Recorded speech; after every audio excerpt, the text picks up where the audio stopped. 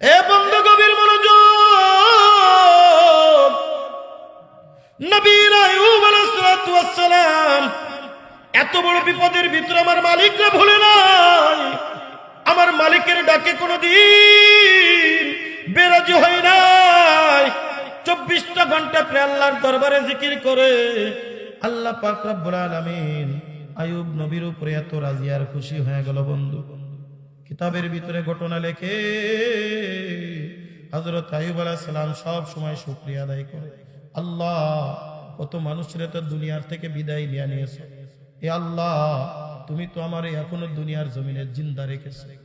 জোরে কন্না সুবহানাল্লাহ। এ মালিক, এখনো যে আমি তোমার নাম নিতে পারতেছি এর থেকে বড় শুকরিয়া আর কিছু নাই। আজকে তো আমরা বিপদে পড়লে বড় ভেঙে যায়, কি কন ভেঙে পড়ি না? একজন মানুষের রোগ হয়েছে দেখবেন ভেঙে পড়েছে, একজন মানুষের বিপদ আসছে দেখবেন ভেঙে পড়েছে। না না রে বন্ধু না, যখন মানুষ বিপদে পড়বে আল্লাহ পাকের স্মরণ তখন বাড়ায়া দিবে। আল্লাহ পাক রব্বুল আলামিন ডাক দিয়ে বলেন, উসউদউনি আস্তাজিব লাকুম, বান্দা তুই আমারে যখনই ডাক দিবি আমি আল্লাহ পাক রব্বুল আলামিন তোর ডাকে সাড়া দিয়া দিব। হযরত নবী আইয়ুব আলাইহিস সালাতু ওয়াস সালাম আল্লাহর নাম নিচ্ছে, পুরা শরীরের ভিতরে ঘা থপথপ করে, পুরা শরীরটা পছন্দ হয়ে গেছে, দুর্গন্ধ বাহির হয়ে গেছে। গ্রামের লোক বাহির করে দিয়েছে, যা গ্রাম থেকে বাহির করে লোকালয়ে জঙ্গলের ভিতরে চইলা গেছে। হযরত নবী আইয়ুব আলাইহিস সালাতু ওয়াস সালাম এইরকম চক্ষুটা বন্ধ করে শুধু আল্লাহর নাম জপতেছে, আল্লাহর নাম জপতেছে। বন্ধুরে ঘা পুরা শরীর যাইতে যাইতে দুই ঠোঁটের ভিতরে ঘা শুরু হয়ে গেছে।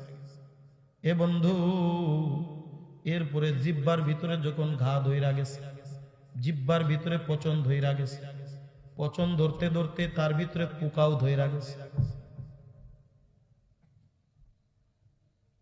এত দুর্গন্ধ গায়ের থেকে বাইর হয়। বিবি রহিমা পরের বাড়ি কাজ করেন, স্বামীকে কোন রকম সংসার পরিচালনা করে। বিবি রহিমা গেছে বাইরে কাজ করার জন্য, হযরত নবী আইয়ুব আলাইহিস সালাতু ওয়াস সালাম চক্ষু বন্ধ কইরা আমার মালিকের জিকির করতেছে, মালিকের জিকির করতেছে। বন্ধুরে আজকে তো আমরা আমার মাওলারে ডাকি না, কত সুস্থ রেখেছে, কত ভালো রেখেছে, এরপরেও আমরা মালিকরে ডাকতে চাই না। এত অসুস্থ থাকা সত্ত্বেও আইয়ুব নবী একবারও আমার মাওলারে বলে না, 24 ঘন্টা শুধু আমার মালিকরে ডাকতেছে, আল্লাহ আল্লাহ আল্লাহ আল্লাহ। তাকায় দেখে গায়ের থেকে একটা পোকা পড়ে গেছে। জোরে কোন আল্লাহু আকবার। একটা পোকা গায়ের থেকে নিচেই পড়ে গেছে। হযরত আইয়ুব আলাইহিস সালাতু ওয়াস সালাম চোখ থেকে টপ টপ টপ টপ করে পানি ফেলা দিছে। হাত ধরে ওই পোকাটা উঠায়া আবার নিজের শরীরের ভিতরে নিজেই পোকাটা দিচ্ছে, আর নিজে নিজে ডাক দিয়ে বলতেছে, পোকারে তোর রিজিক আল্লাহ পাক আমার শরীরের ভিতরে রাখছে। জোরে কোন আল্লাহু আকবার। তোর রিজিক আল্লাহ পাক রব্বুল আলামিন আমার শরীরের ভিতরে রাখছে, তুই কেন চলে যাস? কিয়ামতের ময়দানে আমার আল্লাহ যদি ডাক দিয়ে বলে, আইয়ুব তোর শরীরের ভিতরে আমি অবাক পোকাটারে রিজিক রেখেছিলাম, ওই পোকাটা তোর গায়ের থেকে পড়ে গিয়েছিল, ও তো না খেয়ে মারা গেছে। কিয়ামতের ময়দানে আমার মালিকের দরবারে যদি কাঠ ঘোড়ায় দাঁড় করায়, আমি আমার মালিকের দরবারে কি জবাব দিব? এ পোকা আয় আয় আয় আয়, আমার শরীরের ভিতরে তোর পোকার যখন তোর রিজিক হয়ে গেছে, আয় তুই রিজিকটা খা। আমার শরীরের একটু মাত্র গোশত মাংস থাকতে তোকে আমি নিচেই পড়ে যেতে দেব না। জোরে কোন আল্লাহু আকবার। अल्लाह अल्लाह क्या मुबारक नाम है, आशिकू का काम है मैं दूर हो मजबूर होई सैयद आलम दीदार दिखाते नहीं आवाज सुना दो दीदार दिखाते नहीं आवाज सुना दो जोरे करो अल्लाहु আকবার ए बंधु गभीर मनोयोग हजरत नबी आयूब अलैहिस्सलातु वस्सलाम চোখের পানি ফেলায়া শুধু আমার মালিকরে ডাকে একবারের জন্য আমার মালিকরে কখনো ভুলে না কিতাবের ভিতরে ঘটনা লেখে সমস্ত শরীরে পচন ধরতে ধরতে ধরতে ধরতে হযরতে আইয়ুব নবীর জিহ্বার উপরে যখন পচন ধইরা গেছে পুরা শরীরের একটা ইঞ্চি মাত্র জায়গা বাকি নাই যেই জায়গাটাই হযরত আইয়ুব নবীর পচন ধরেছিল না একটা মাত্র ইঞ্চি সো জায়গা বাকি ছিল না যেই জায়গাটায় একটা পোকা ছিল না কত কঠিন পরীক্ষা আমার মালিক নিয়েছে কত কঠিন পরীক্ষা আমার মালিক তাকে নিয়েছে হযরত আইয়ুব নবী এরকম মালিকরে ডাকে গো হঠাৎ করে যখন তিনি আল্লাহ বলে ডাক দিতে যাবে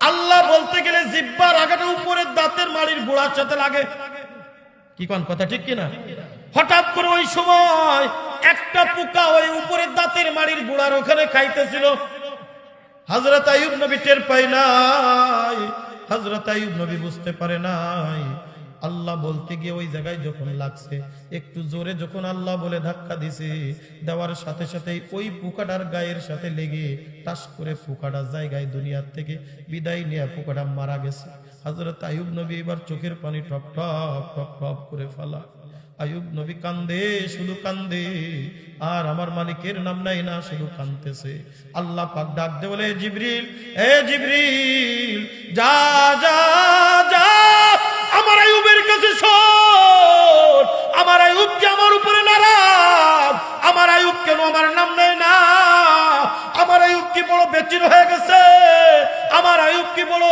কেউ অতিষ্ঠ হয়ে গেছে আমার আইয়ুব কি রোগের কারণে বড় ক্লান্ত হয়ে গেছে আমার আইয়ুব কেন চোখের পানি ফেলায় কান্দে আমার আইয়ুব কেন আমার নাম নেয় না হযরতে জিবরিল আমিন যখন এসে ডাক দে বলে আসসালাতু ওয়াসসালামু আলাইকা ইয়া নবী আল্লাহ আসসালাতু ওয়াসসালামু আলাইকা ইয়া নবী আল্লাহ হে আল্লাহর নবী আইয়ুব আল্লাহ পাক রব্বুল আলামিন আমাকে আপনার কাছে পাঠিয়েছে আল্লাহ পাক যে আপনাকে 40 থেকে 70 বছর পর্যন্ত আপনার গায়ে এত বড় রোগ দিল আপনার পরিবারের লোক আপনার পাশে নাই আপনার সন্তান আপনার পাশে নাই আপনার স্ত্রীরা পর্যন্ত আপনার পাশে নাই এই পৃথিবীর মানুষ আপনাকে দূরে সরাইয়া জঙ্গলের ভিতরে ফেলাইয়া দিছে আপনি কি আল্লাহর উপরে নারাজ আপনি কি আল্লাহর উপরে অখুশি আপনি কি আপনার জীবন নিয়ে অতিষ্ঠ হয়ে আছেন চোখের পানি ফেলাইয়া কান্দেন কেন আল্লাহর নবী আইয়ুব জোরে জোরে এবার চিৎকার করে ছোট্ট বাচ্চার মতো কান্দা শুরু করে দিয়েছে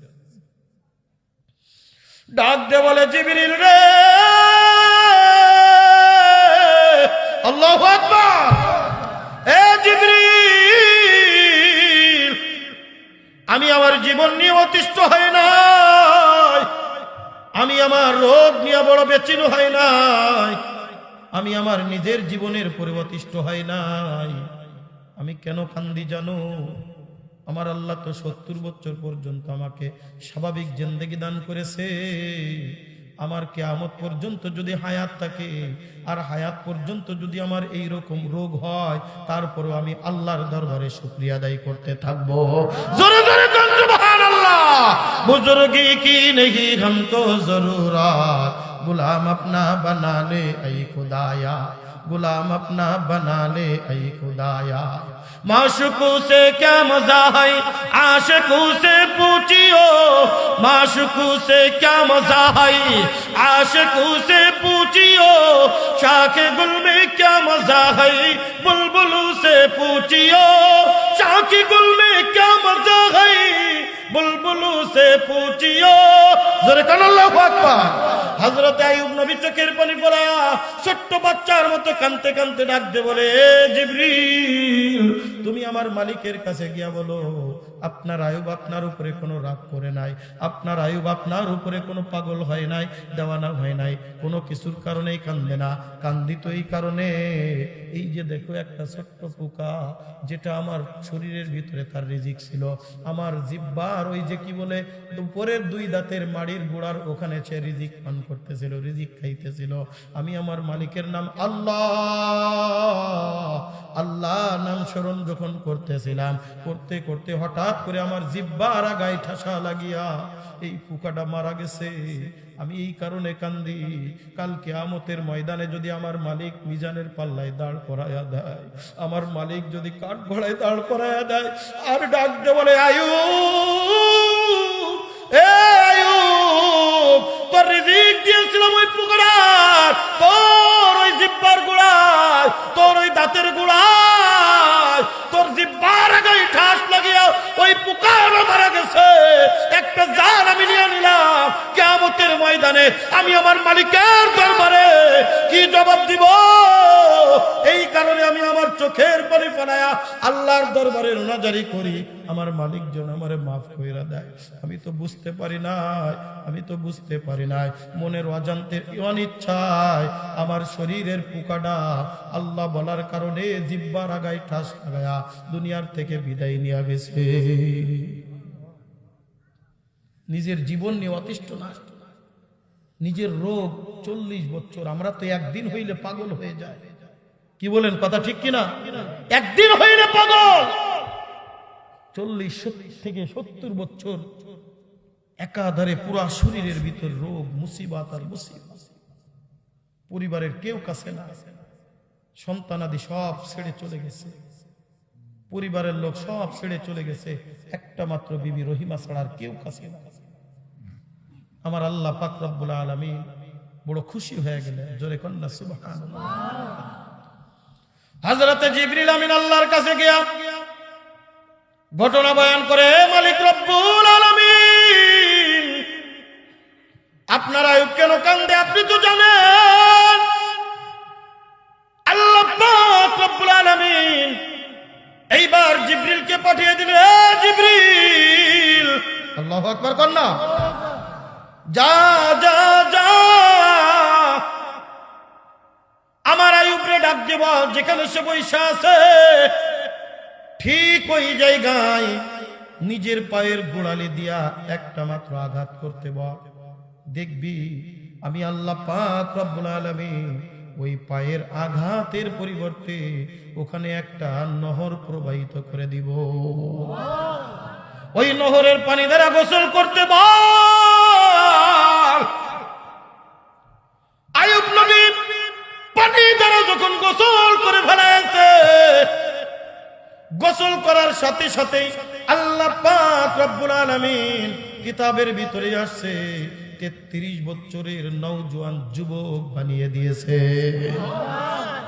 বুজুর্গে কি নেহি हमको जरूरा, गुलाम अपना बना ले ऐ खुदाया, गुलाम अपना बना ले ऐ खुदाया, तू को जाओ सुन्नते अहमद को जा, बा मोहम्मद कई बुवद निस्बत तुरा, बा मोहम्मद कई बुवद निस्बत तुरा।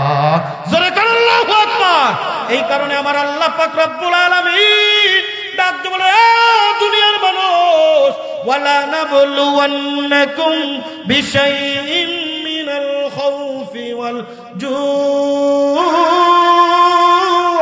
ওয়া নাকসিম মিনাল আমওয়ালি ওয়াল আনফুসি ওয়াস সামারাত ওয়া বাশশিরিস সাবিরিন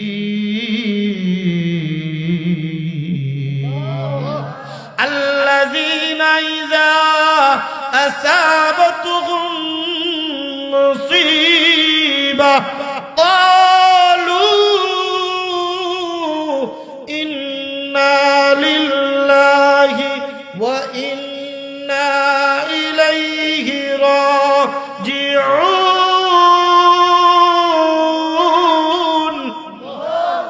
আরেকটু জোরে। আল্লাহর নামের ভিতরে মজা আছে না নাই?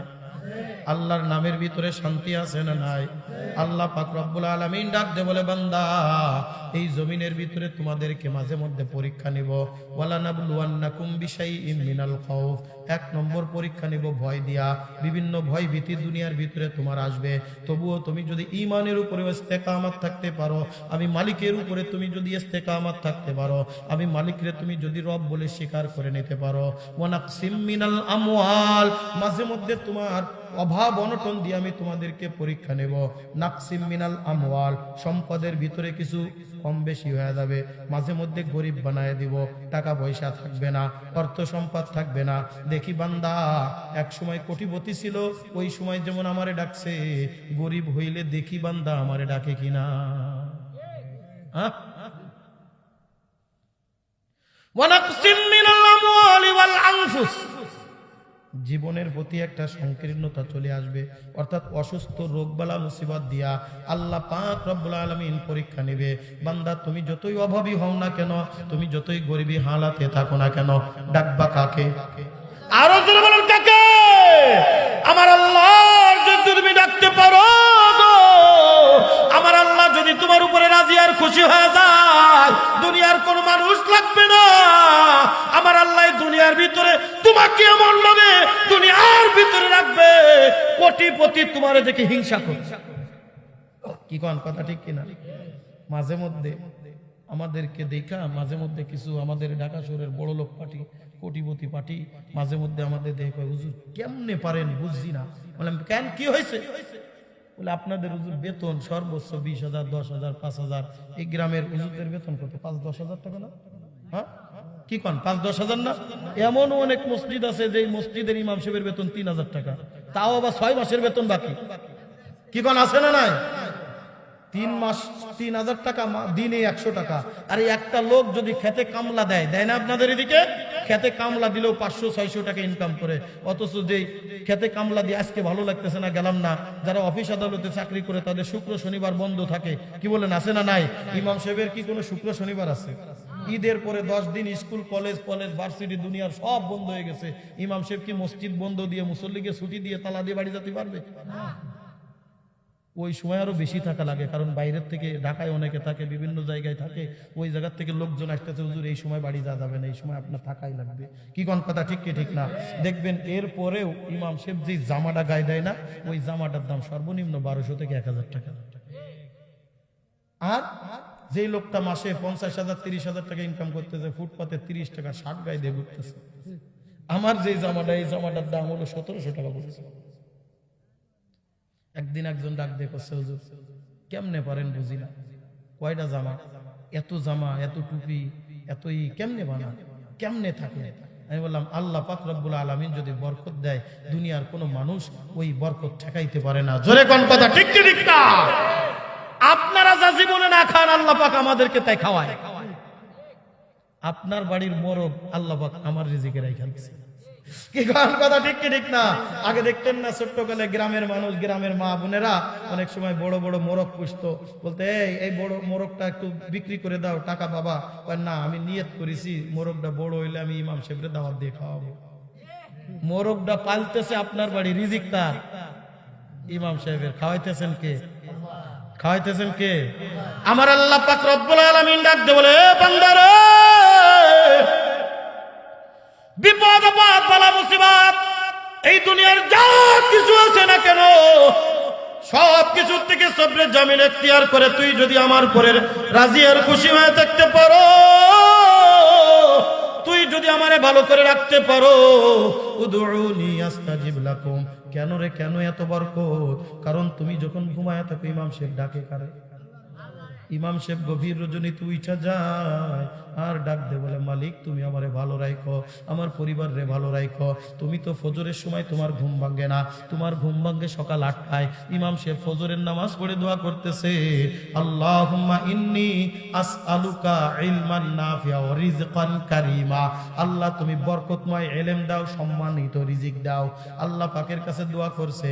আল্লাহ পাক ডাক দে বলেন, উদউনি আস্তাজিব লাকুম।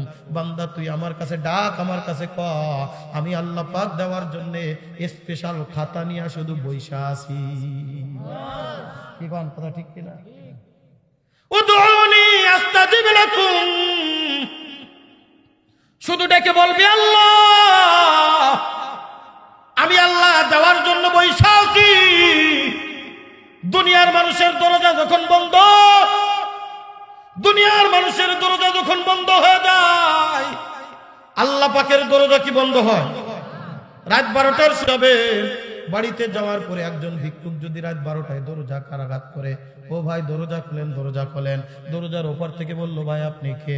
বলে আমি ভিক্ষুক, ভিক্ষা নিতে আসছি। ভিক্ষা দিবেন না জুতা দিবেন? হ্যাঁ, পিটান দিবেন না?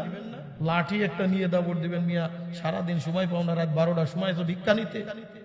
আমার আল্লাহ পাক রব্বুল আলামিন ডাকতে বলে, এ দুনিয়ার মানুষ, দুনিয়ার সবার দরজা বন্ধ, ওই গভীর রজনীতে উঠা যদি তুই একবার ডাক দিয়ে বলতে পারিস আল্লাহ বড় বিপদে আছি, বড় বিপদে আছি, আমার আল্লাহ পাক রব্বুল আলামিন ডাক দিয়ে বলে দুনিয়ার সব দরজা বন্ধ, আমার রহমতের দরজা তোর জন্য আমি খুইলা দিলাম।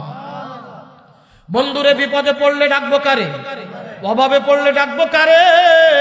অভাবে পড়লে যদি ডাকতে পারি আল্লাহ পাক আমাকে সচ্ছলতা দিবে কি দিবে না?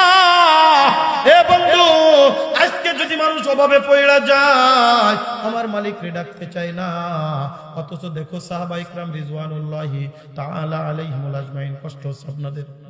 কি রাগ করছেন? হ্যাঁ, চলবে? নারায়ে তাকবীর, মাশাআল্লাহ, আলহামদুলিল্লাহ, আল্লাহ কবুল করুক, বলেন আমিন।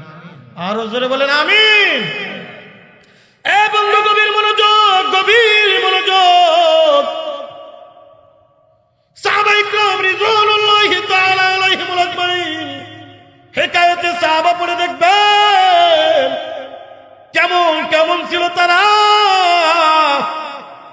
হাদিসে পাকের ভিতরে আসছে, আল্লাহর হাবিব ডাক দিয়ে বলেন, এ সাহাবীরা রে, তোমরা যখন একজন মানুষকে মসজিদে দেরি করে আসতে দেখবা, সব থেকে আগে মসজিদ থেকে বাইর হয়েছে, সব থেকে শেষে মসজিদে আসছে, মনে করবা সে মুনাফিক। আছে না নাই? 5 ওয়াক্ত নামাজ তো পড়ে না, শুধু যায় শুক্রবারে। কি সাপ্তাহিক মুসল্লি আছে না? কষ্ট হচ্ছে, রাগ করছেন নি? 5 ওয়াক্ত নামাজের ধারে কাছে নাই। সাপ্তাহিক মুসল্লি তাও আবার 10 মিনিট আগে যাবে না, যদি হুজুরি 2-1টা ওয়াজ শুনে যদি আবার আমল করতে হয়। একজনের গরু ঢুকছে মসজিদ, গরু ঢুইকা লেই দিয়ে একবার পেশাব করে ছাড়াই ফেলছে। গ্রামের লোকরা, গরুটা কার? গরুটা কার? বলো অমুক সাহেবের গরু।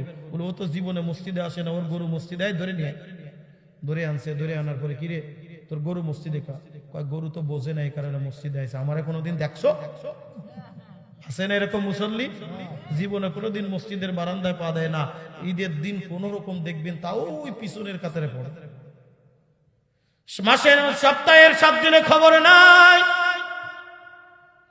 জুমার দিনে মসজিদে ঢুকে।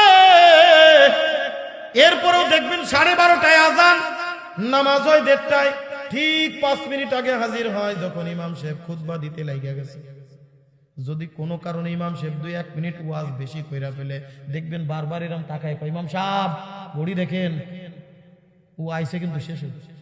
আল্লাহর হাবিব বলেন, যেই বান্দা সব থেকে শেষে মসজিদে যায় বিনা জরুরতে, সব থেকে আগে মসজিদ থেকে বাইর হয়, ওই লোকটা মুনাফিক, তাতে কোনো সন্দেহ নাই।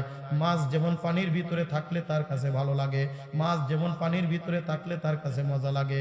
এ বন্ধু, গভীর মনোযোগ। এই শীতের রজনীতে আপনারা কম্বলের নিচেও সুমাইতে কষ্ট হয়, তারপরেও শীত লাগে।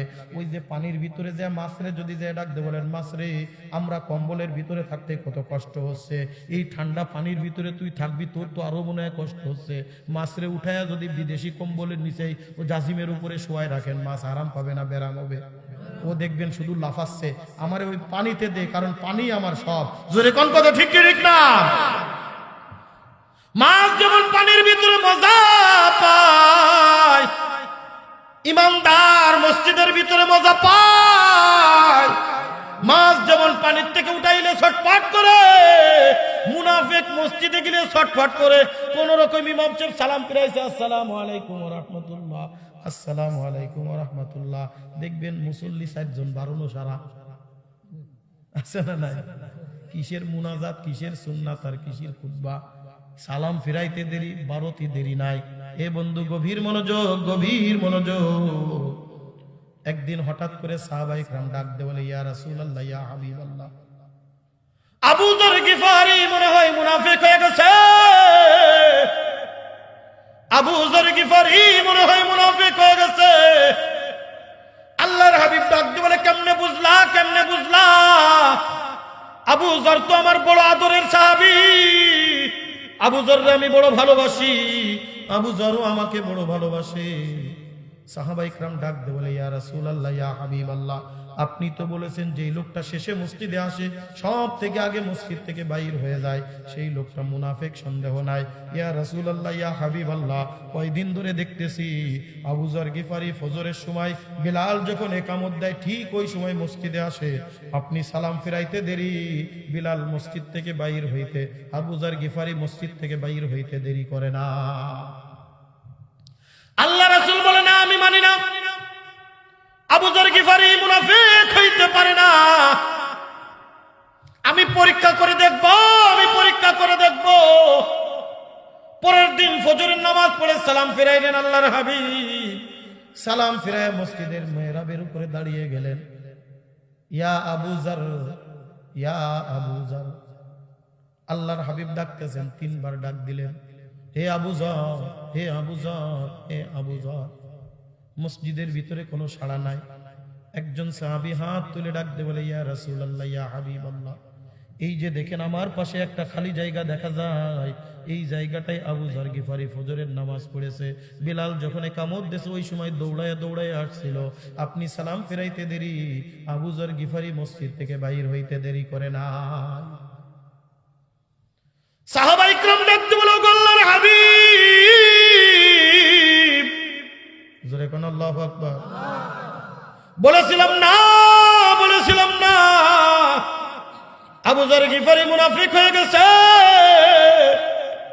আল্লাহর হাবিব ডাক দিয়ে বলে, না, আমার এর পুরো বিশ্বাস হয় না, চলো আবু যর গিফারির বাড়িতে একটু খবর নেওয়া যাক, আবু যর গিফারির বাড়িতে একটু খবর নেওয়া যাক, আমার আবু যরের হাল একটু শুই না আসি।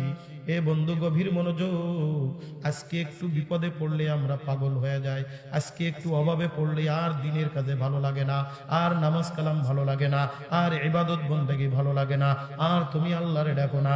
রাত দিন 24 ঘন্টা শুধু কাজ আর কাজ, কাজ আর কাজ, কাজ আর কাজ। এ বন্ধু গভীর মনোযোগ, গভীর মনোযোগ। আল্লাহর হাবিব সাহাবায়ে কেরামদেরকে সাথে করে নিয়ে চলে গেছে আবু যর বাড়ির দিকে। আবু যর গিফারির বাড়ির দরজায় জাকারাঘাত করছে, আসসালামু আলাইকুম ওয়া রাহমাতুল্লাহ, হাল ফি বাইতিকা ইয়া আবু যর, হাল ফি বাইতিকা ইয়া আবু যর, এ আবু যর তুমি বাড়ি আসো, এ আবু যর তুমি বাড়ি আসো। 3 বার সালাম দিলেন, 3 বার জিজ্ঞাসা করলেন, আবু যর গিফারির কোনো খবর নাই, আবু যর গিফারির কোনো খবর নাই। আল্লাহর হাবিব মনে বড় ব্যথা নিয়া চোখের থেকে টপ টপ টপ টপ করে পানি ফেলায়া দিছে। আল্লাহ রাসূল আবার নিজের গন্তব্য স্থানের দিকে ফিরে আসতেছে। এ বন্ধু গভীর মনোযোগ। পিছন থেকে আবু যর গিফারি ডাক দিচ্ছে, ওয়া আলাইকুমুস সালাম ইয়া রাসূলুল্লাহ, ওয়া আলাইকুমুস সালাম ইয়া রাসূলুল্লাহ, আপনার গোলাম হাজির, আপনার দেওয়ানা পাগল হাজির। জোরে কোন আল্লাহু আকবার। জানেননি আবু যর গিফারি কেডা? যে আবু যর গিফারি গিফার বংশের সর্দার ছিল। টাকার কোনো অভাব ছিল না, ক্ষমতার কোনো অভাব ছিল না, সম্পদের কোনো অভাব ছিল না, আধিপত্যের কোনো অভাব ছিল না। যে আবু যর গিফারি যখন ঈমান দিয়ে এনেছে, ইসলাম গ্রহণ করেছে, পরিবারের লোক সবাই তাকে দূর দূর করে তাড়িয়ে দিছে। আবু যর গিফারির পেটের ভিতরে যখন খঞ্জর মেরেছে, এক টুকরা গোশত আবু যর গিফারির পেটের থেকে ফিনকি দিয়া বাহির হয়ে গেছে। এরপরেও আবু যর গিফারি ঈমান ছাড়ে নাই, ইসলাম ছাড়ে নাই, কালেমা ছাড়ে নাই। হযরতে আবু যর গিফারি খাদেমে খায়রুল বশর, হযরতে আবু যর গিফারি খাদেমে খায়রুল বশর, जिंदगी भर खिदमत किया है ना बनाया अपना घर जिंदगी भर खिदमत किया है ना बनाया अपना घर যে আবু যর সারা জীবন আল্লাহ রাসূলের খেদমত করে কাটিয়েছে একটা বাড়িও পর্যন্ত করে নাই পৃথিবীর জমিনের ভিতরে আবু যর গিফারির নামে এক টুকরা জমিও পর্যন্ত নাই আবু যর গিফারি পিছন থেকে ডাক দেয় ওয়া আলাইকুমুস সালাম ইয়া রাসূলুল্লাহ ইয়া হাবিবাল্লাহ আল্লাহর হাবিব পিছনে ফিরে তাকাইলেন দেখে আবু যর গিফারি আল্লাহর হাবিব আস্তে আস্তে আবু যর গিফারির কাছে গেছে হযরত ওমর খাপ থেকে তরবারিটা খুইলা ফেলছে ওগো আল্লাহর হাবিব একবার মাত্র হুকুম করেন এত বড় স্পর্ধা একো তো আবু যর গিফারি মনে হয় মুনাফিক আপনি আল্লাহর রাসূল আবু যর গিফারির বাড়ির দরজায় একবার না তিন বার করে সালাম দিয়েছে আবু যর গিফারি আপনার ডাকে সাড়া দেয় নাই এত বড় স্পর্ধা কোথা থেকে পাইলো এত বড় স্পর্ধা কোথা থেকে পাইলো একবার মাত্র হুকুম করেন কল্লা দ্বিখণ্ডিত করে দি আল্লাহর হাবিব ডাক দে বলে এ উমর থাম থাম আগে আবু যর গিফারির কাছে আমি একটা প্রশ্ন কইরা নি আল্লাহর হাবিব মাথাটা এরকম নিচু করে দিছে ডাক দে বলে আবু যর কি রে তুমি নাকি মুনাফিক হয়ে গেছো বেলাল যখন ফজরের নামাজের ইকামত দেয় ঠিক ওই সময় মসজিদে যাও আবার সালাম ফেরানোর সাথে সাথে মসজিদ থেকে বাইর হও মিথ্যা বলার সুযোগ নাই কারণ আমি আজকে পরীক্ষা করে দেখেছি সালাম ফেরায় তোমারে আর পাই নাই তুমি তো মসজিদে গিয়েছিলে নামাজ পড়তে তিনবার করে তোমারে ডাকলাম তুমি কেন ডাকে সাড়া দিলে না এ আবু যর তুমি কি আমার উপরে নাখোশ তুমি কি আমার উপরে বড় বেরাজ হয়ে গেছো তোমার ভিতরে কি ঈমানের তাকওয়া নাই তোমার ভিতরে কি রাসূলের মহব্বত নাই তোমার ভিতরে কি আল্লাহর ভালোবাসা নাই হযরত আবু যর গিফারি রাদিয়াল্লাহু তাআলা চোখের পানি টপ টপ টপ টপ করে ফেলা দিছে মাথাটা নিচের দিকে লাগায়া দিছে ডাক দিয়ে বলে ও আল্লাহর হাবিব যেদিন থেকে আমি আবু যর গিফার বংশের সর্দারি ছেড়ে আপনার হাতে হাত দিয়া কালেমা পড়ে মুসলমান হয়েছি সেদিন থেকে আমার জীবনের থেকেও আমি আপনারে ভালোবাসছি আমি দ্বীনকে ভালোবাসছি আমি ইসলামকে ভালোবাসছি জোরে কন্না সুবহানাল্লাহ হযরত আবু যর গিফারি বলেন ইয়া রাসূলুল্লাহ ইয়া হাবিবাল্লাহ আপনি জানতে চান কেন আমি দেরি করে মসজিদে যাই আপনি জানতে চান আমি কেন তাড়াতাড়ি মসজিদ থেকে বাইর হয়ে আসি ওগো আল্লাহর হাবিব তাকায় দেখেন আমার শরীরের ভিতরে একটা মাত্র পোশাক আমি পরে আছি ওই পোশাকের এক মাথা আমি পয়রা আছি আর একটা মাথা আমি গায়ের সাথে জড়িয়ে দিয়ে আছি ওগো আল্লাহর হাবিব আল্লাহর কসম করে বলি আল্লাহর কসম করে বলি এই পৃথিবীর জমিনের ভিতরে এই একটা কাপড় ছাড়া আমার পরিবারের ভিতরে আর কোনো কাপড় নাই এ রামদেবপুর রহমতপুর এলাকার মুরব্বী বাবাজিরা রে যুবক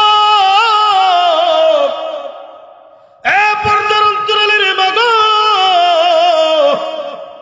এইরকম অভাবে কি পৃথিবীর জমিনের ভিতরে বর্তমান সময়ে কাউরে পাওয়া যাবে জোরে বলেন যাবে না না না একজন ভিক্ষুকের বাড়িতেও লক্ষ লক্ষ টাকা পাওয়া যায় কথা বলেন ঠিক কি ঠিক না হযরত আবু যর গিফারি ডাক দিয়ে বলেন ওগো আল্লাহর হাবিব আমার গায়ে যে কাপড়টা দেখছেন এই কাপড় ছাড়া পৃথিবীর জমিনের ভিতরে আর কোনো কাপড় নাই আমি কেন তুমি তাড়াতাড়ি মসজিদ থেকে বাইর হয়ে আসি ওগো আল্লাহর হাবিব আপনি জানেন না একটু আগায় আছেন একটু আগায় আসে আমি কেন আপনার ডাকে সাড়া দিতে পারি নাই ঘরের ভিতরে যায় দেখি বারান্দার ভিতরে বিরাট একটা গর্ত খনন করা গর্তের বলেন ইয়া রাসূলুল্লাহ ইয়া হাবিবাল্লাহ গর্তের দিকে একটু তাকায়া দেখেন আল্লাহর হাবিব তাকায়া দেখে দিছেই শুধু অন্ধকার কোনো কিছুই দেখা যায় না এ বন্ধু গভীর মনোযোগ আল্লাহর হাবিব বলেন তুমি ঘরের ভিতরে গর্ত কেন খনন করছো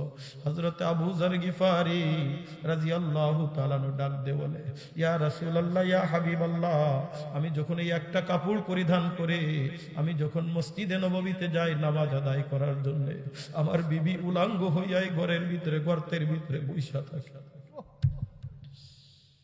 আমার মন চায় আপনার কাছে আসি, আপনার কথা শুনি। আমার মন চায় ফজরের পরে আপনি কত সুন্দর বয়ান করেন, আপনার বয়ান শুনতে কি আমার মন চাই না? কেন আমি তাড়াতাড়ি আসি জানেন? এই কারণে তাড়াতাড়ি আসি, যেহেতু আমার বিবির পরনে কোনো কাপড় নাই। আমি যদি দেরি করে আসি সূর্য উঠে যাবে, আমার বিবির ফজরের নামাজটা কাজা হয়ে যাবে। ও আল্লাহর হাবিব, আমি জলদি করে মসজিদ থেকে বাইর হইয়া ঘরের ভিতরে আসিয়া আমি উলঙ্গ হইয়া এই গর্তের ভিতরে বসে থাকি। আমার বিবি কাপড়টা পরিধান করিয়া নামাজটা আদায় করে না। ও আল্লাহর হাবিব, আপনার ডাকে কেন সাড়া দিতে পারি না জানেন? আপনি যখন আমারে ডাকছিলেন ঠিক ওই সময় আমি এই গর্তের ভিতরে বইসা ছিলাম। আমার বিবি ফজরের 2 রাকাত নামাজ আদায় করতেছে। আমি যদি ডাকে সাড়া দিয়া দেরি করতাম আপনি বড় কষ্ট পাইতে। আমার বিবি তাড়াতাড়ি সালামটা ফিরাইয়া এক দৌড় দিয়া চলে আসছে। সবই গো রহমাতাল লিল আলামিন, ঘরের দরজায় হাজির। রহমাতাল লিল আলামিন, আমাদের ঘরের পাশে। ও স্বামী, জলদি করেন, জলদি করে, একটু জলদি করে কাপড়টা পরিধান করে আমার রাসূলের ডাকে সাড়া দেন। কেন আসছে, কেন আসছে? ওগো আল্লাহর হাবিব, আল্লাহর কসম করে বলি, আমার গায়ে যদি পরনে যদি কাপড় থাকতো, এক লাফ দিয়ে আমি ঘরের থেকে বাইর হইয়া আপনার ডাকে সাড়া দিয়ে আপনার কাছে চলে আসতাম। ওগো আল্লাহর হাবিব, এই কারণে আমি আসতে পারি নাই, যেহেতু আমি গর্তের ভিতরে বইসা ছিলাম। এ রামদেবপুর, রহমতপুর, টাঙ্গাইলের যুবক, এ আমার মুরব্বী বাবাজিরা রে, আজকে একটু বিপদে পড়লে আমার মালিকরে ভুইলা যাও। আজকে একটু বিপদে পড়লে আমার মালিকের নাম নিতে চাও না। আজকে একটু অভাবে পড়লে নামাজের কথা ভুইলা যাও, দিনের কথা ভুইলা যাও। কিয়ামতের ময়দানে যখন আমার মাওলাই জিজ্ঞাসা করবে, এ নুরুল ইসলাম আব্দুর রহমান আব্দুল করিম, ওই রকম অভাবে কি তুমি ছিলা? ওই রকম রোগাক্রান্ত কি তুমি ছিলা? ওই রকম বিপদে কি তুমি ছিলা? বলেন তো, ওই রকম রোগ কি আমাদের আছে? যেরকম রোগ হযরত আইয়ুব আলাইহিস সালামের ছিল, ওই রকম বিপদে কি আমরা আছি? যেই রকম বিপদ হযরতে আবু যার গিফারির ভিতরে আসছে, এই রকম বিপদ আসেনি? এ যুবক, এ পর্দার অন্তরালের মাগো, এ মুরব্বী বাবাজিরা রে, হাতে পায়ে অনুরোধ কইরা যাই গো, আয় আয় আয়, আমার মাওলারে ভুইলো না, মাওলার নাম বুকে স্মরণ কইরা নাও, আমার মাওলারে ডাইকা নাও। যত বেশি আমার মাওলারে ডাকবা, আমার মাওলায় আমার জন্য রহমতের দরজা খুইলা বইসা আছে। আমার আল্লাহ পাক রব্বুল আলামিন ডাক দিয়ে বলেন, উদউনি আস্তাজিব লাকুম। বান্দা, তুই আমারে যখনই ডাকবি আমি আল্লাহ পাক রব্বুল আলামিন তোর ডাকে সাড়া দিয়া দিব। জোরে কন্না সুবহানাল্লাহ। এই জন্য ডাকা যাবে না আমার মাওলারে? বলেন না আল্লাহ, বলেন সুবহানাল্লাহ, আলহামদুলিল্লাহ, লা ইলাহা ইল্লাল্লাহ।